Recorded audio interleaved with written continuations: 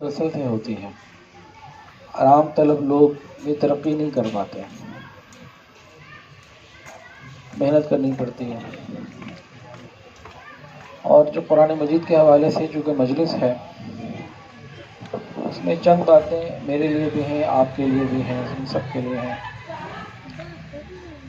ہم سب یہ تو جانتے ہیں کہ ایک حافظ قرآن 10 لوگوں کو جنت میں لے کے جائے گا. یہ ادھوری بات ہے، یہ پوری بات نہیں. اس سے آگے ہم جانا بھی نہیں چاہتے، سننا بھی نہیں چاہتے، اور اگر کئی کان میں آ بھی جائے تو ہم اس سے اگلی بات پر عمل بھی نہیں کرنا چاہتے. ہم بہت پیچھے چلے گئے ہیں، ہم قرآن مجید کا حق ادا نہیں کر رہے. ہم اس خوش فہمی میں نہ رہیں کہ یہ ہمیں جنت میں لے کے جائے گا. ہمارے جو حالات ہیں یہ ہمیں پکڑوانے کا زیادہ ذریعہ بنے گا. جنت میں لے جانے کا ذریعہ تو تب بنتا جب ہم اس کے حلال کو حلال جانتے اور حرام کو حرام جانتے. ہم تو بہت دور چلے گئے ان میٹھی میٹھی باتوں سے اور شوگر کوٹڈ باتوں سے. ہم سمجھتے ہیں پتہ نہیں کیا ہو جائے گا. حدیث پوری کیا ہے؟ حضور پاک صلی اللہ علیہ وسلم نے ارشاد فرمایا کہ وہ حافظ قرآن 10 لوگوں کو جنت میں لے کے جائے گا جس نے قرآن کے حلال کو حلال جانا اور حرام کو حرام جانا. ایسے نہیں ہے.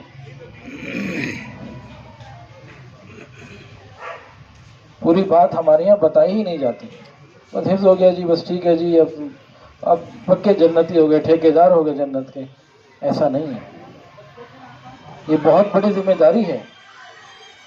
مدرسے والوں کی ذمہ داری کیا ہے کہ اس کو محنت سے پڑھائیں، اس کا لہجہ بھی صحیح ہو، پڑھتا بھی ٹھیک ہو، تلفظ بھی ٹھیک ہو، یاد بھی ٹھیک ہو. یہ مدرسے والوں کی ذمہ داری ہے کہ اس میں کوتاہی نہ کریں. اور اس کے بعد اس سے زیادہ گھر والوں کی ذمہ داری ہے کہ گھر میں وہ ماحول دیں کہ جو مدرسے والے کر رہے ہیں، محنت کر رہے ہیں، تو وہ اس کی حفاظت گھر پہ ہو سکے.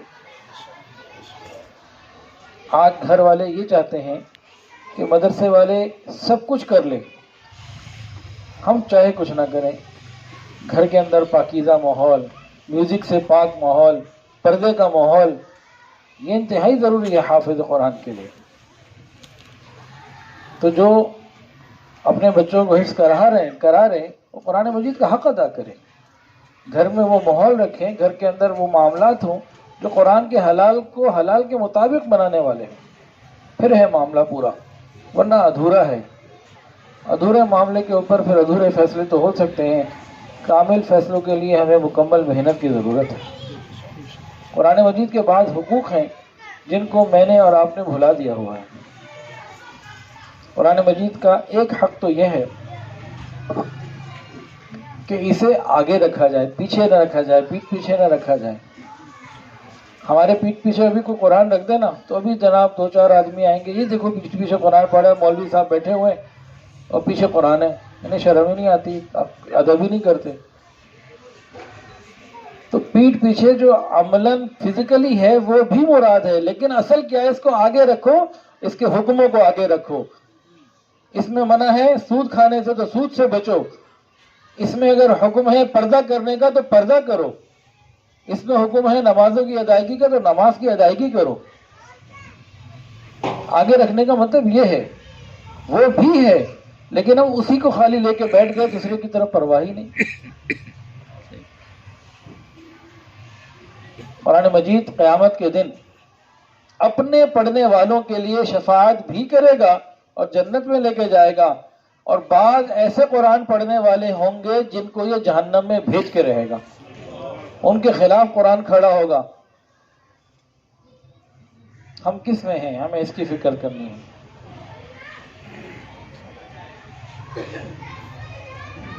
امام اعظم امام ابو حنیفہ رحمۃ اللہ علیہ انہوں نے لکھا ہے کہ یہ واجب ہے کہ ہر امتی، ہر مسلمان پورے قرآن مجید کو کم از کم سال میں 2 مرتبہ ضرور مکمل کرے، تلاوت کرے، الف لام میم سے لے کر والناس تک. یہ صرف حافظ صاحب کی ذمہ داری نہیں ہے کہ پورے خاندان کی طرف سے کام ہو جائے گا. ان کے ماں باپ کی، گھر والوں کی، ہر ایک کی ذمہ داری ہے کہ کم سے کم تلاوت کتنی روز ہونی چاہیے کہ پورے سال میں 2 قرآن پاک مکمل ہو سکیں. یہ کم سے کم ہے، زیادہ کی تو کوئی مقدار ہی نہیں ہے. جتنا چاہے کوئی پڑھے. ہم میں سے چند لوگ ابھی موجود ہیں، کتنے ایسے ہوں گے جو فیس بک کا پیج روز کھولتے ہوں گے، قرآن مجید کا پیج روز نہیں کھولتے ہوں گے؟ یہ محرومی نہیں ہے تو یہ اور کیا ہے؟ خود قرآن مجید کے اندر ہے، قرآن مجید ہی قیامت کے دن کھڑا ہوگا، اللہ تعالیٰ سے کہہ رہا ہوگا یا اللہ میرا ان لوگوں کے خلاف مقدمہ ہے، میرا دعویٰ ان لوگوں کے خلاف، انہوں نے میرا حق ادا نہیں کیا۔ وہاں پر ہم کیا کر رہے ہوں گے؟ پھر قرآن مجید کے حقوق میں سے ایک حق ہے کہ اس کو صحیح تلفظ کے ساتھ ادا کیا جائے، پڑھا جائے۔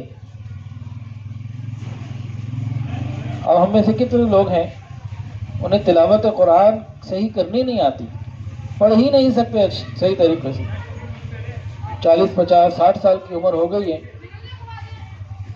تو تلفظ کی ادائیگی ٹھیک نہیں ہو سکی ابھی تک۔ وہ جو بچپن میں نانی دادی سے پڑھا تھا بس وہی چلتا چلا آ رہا ہے، کبھی کسی قاری صاحب کو بیٹھ کے ہم نے قرآن سنایا ہی نہیں۔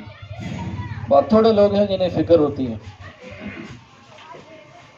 تو عمر ہماری کچھ بھی ہے، بعض چاہے سفید ہو چکے، چاہے قبر میں ہم جانے کے بالکل قریب آ چکے، اگر قرآن کی ادائیگی ٹھیک نہیں ہے تو آج بھی ہمارے اوپر یہ ضروری ہے، اس کے لیے محنت کریں، فکر کریں، ایسے اداروں میں جائیں جہاں تلفظ ٹھیک کروایا جا سکتا ہے، یا گھر میں کسی کو بلا لیں، قرآن کا تلفظ ٹھیک کر لیں۔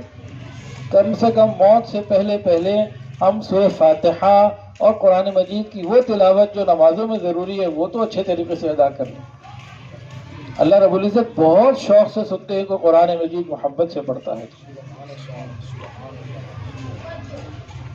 فرشتوں میں صرف حضرت جبرائیل علیہ السلام ہیں جو قرآن مجید کی تلاوت کرتے ہیں، باقی کوئی کر نہیں سکتا۔ یہ فرشتے کیا کرتے ہیں؟ انہیں قرآن سننے کا بڑا شوق ہے۔ قاری قرآن چاہے بچہ ہو یا بڑا، جب تلاوت قرآن پاک کر رہا ہوتا ہے تو یہ قریب آتے ہیں، مجمع لگ جاتا ہے، آسمانوں تک تانتا بن جاتا ہے، اور اتنا قریب ہوتے ہیں کہ پڑھنے والے کے ہونٹوں سے اپنے ہونٹ لگا لیتے ہیں، گویا کہ اس کے بوسے لے رہے ہوتے ہیں۔ لیکن کون سا پڑھنے والا جو شوق سے پڑھے، محبت سے پڑھے؟ روزانہ کی ہماری کوئی ٹائمنگ ہونی چاہیے کہ 15-20 منٹ کم سے کم روز قرآن کھول کے ہم قرآن کو تو وقت دیں۔ کتنا عرصہ ہو جاتا ہے کہ ہم قرآن کھول کے نہیں بیٹھتے۔ تم قرآن مجید کو وقت دیں، یہ ہمارے لیے ضروری ہے۔ ایک اس کا پڑھنا ہے، بہت قیمتی، ایک حرف کے اوپر جو ہے نا وہ نیکی ہے، 10 نیکی کم سے